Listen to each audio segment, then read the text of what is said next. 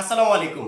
HSC 24 পরীক্ষা বাতিল ঘোষণা করা হয়েছে। কোনো ধরনের পরীক্ষা হবে না, শিক্ষার্থীদের বিকল্প পদ্ধতিতে মূল্যায়ন দেওয়া হবে। এখন কোটি টাকার প্রশ্ন, প্রায় 14 লাখ শিক্ষার্থী। আমাদের রেজাল্টটা কিভাবে তৈরি হবে?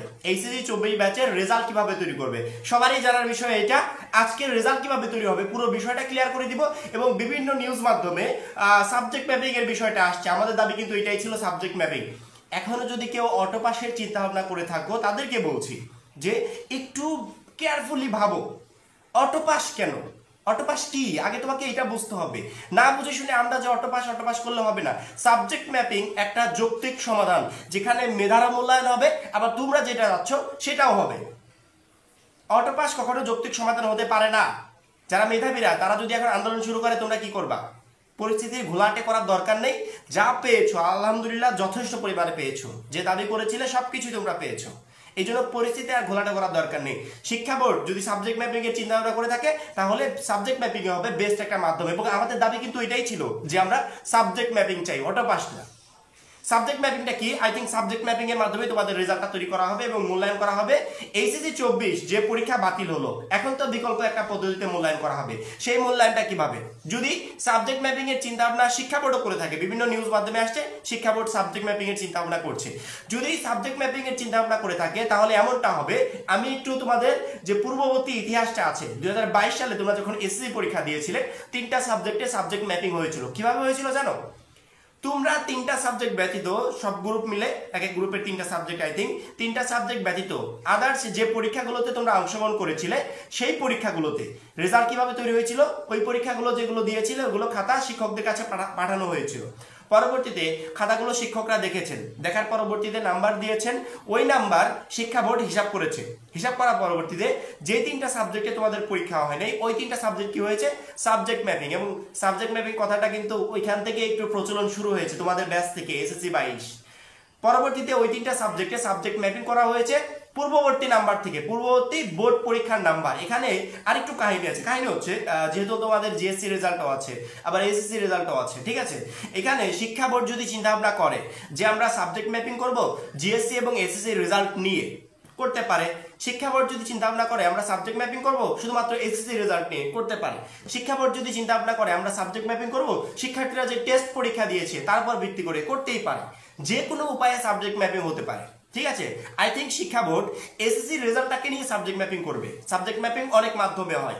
যদি এসএসসি রেজাল্টটাকে নিয়ে সাবজেক্ট ম্যাপিং শিক্ষা বোর্ড করে, তাহলে এখানে সহজ সমাধান, সাবজেক্ট ম্যাপিং যেভাবে হবে বা তোমাদের রেজাল্টটা যেভাবে হবে, তাহলে এখানে সহজ সমাধান যে তুমি বাংলা প্রথম পত্রে এসএসসি তে তুমি 80 পেয়েছিলে, এইচএসসি তে তুমি 80 পাবে। তুমি ইংরেজি প্রথম পত্রে 90 পেয়েছিলে, এইচএসসি তে তুমি 90 পাবে। তুমি অন্যান্য একটা সাবজেক্টে এসএসসি তে যে রেজাল্ট করেছিলে, সাবজেক্ট ম্যাপিং যদি এসএসসি থেকে না হয়, তাহলে সেম রেজাল্টটা করবে। এখন আবার আরেকটা কথায় আসি, শিক্ষা বোর্ড যদি চিন্তা ভাবনা করে যে যেহেতু এদের জিএসসি ব্যাচ আছে বা জিএসসি রেজাল্ট আছে, তাহলে আমরা এসএসসি এবং জিএসসি মিলিয়ে সাবজেক্ট ম্যাপিং করি।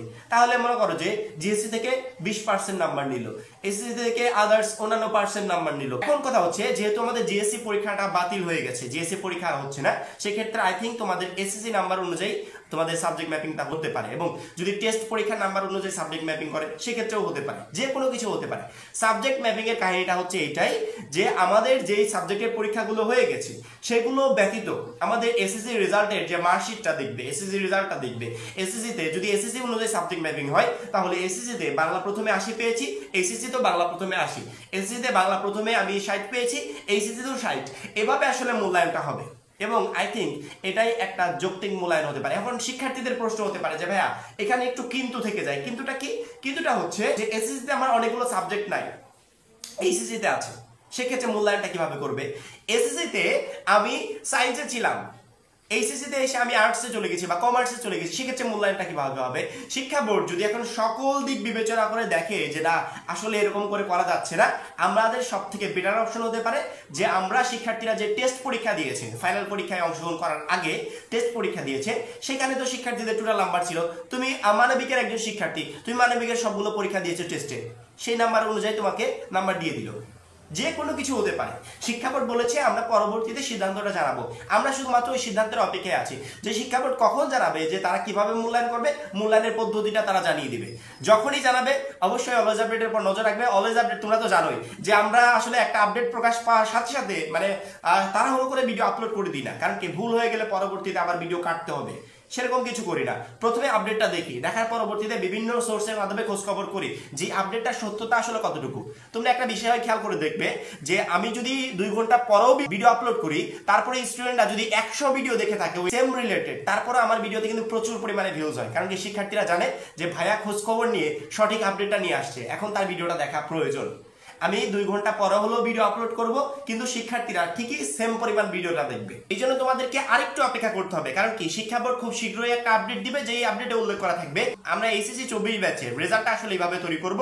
যদি সাবজেক্ট ম্যাপিং হয় তাহলে সাবজেক্ট ম্যাপিং এর কাহিনীটা মানে অমুক জায়গা থেকে অমুক বোর্ড পরীক্ষার থেকে নাম্বার নিব, বা অমুক জায়গা থেকে নাম্বার নিয়ে সেই সেম নাম্বারে শিক্ষার্থীদের এইচএসসি তে নাম্বার দেওয়া হবে। এরকম একটা সিস্টেম নিয়ে শিক্ষা বোর্ড খুব দ্রুত নোটিশ প্রকাশ করবে, এবং আমরা শুধুমাত্র ওই নোটিশটার অপেক্ষায় আছি। যখনই নোটিশটা প্রকাশ পাবে তৎক্ষণাৎ ভিডিওর মাধ্যমে তোমাদেরকে জানিয়ে দেওয়া হবে। এখন এই পর্যন্তই। পরবর্তী ভিডিওর জন্য চ্যানেলটা সাবস্ক্রাইব করে রাখবে। সবাই ভালো থাকবে, সুস্থ থাকবে। আল্লাহ হাফেজ।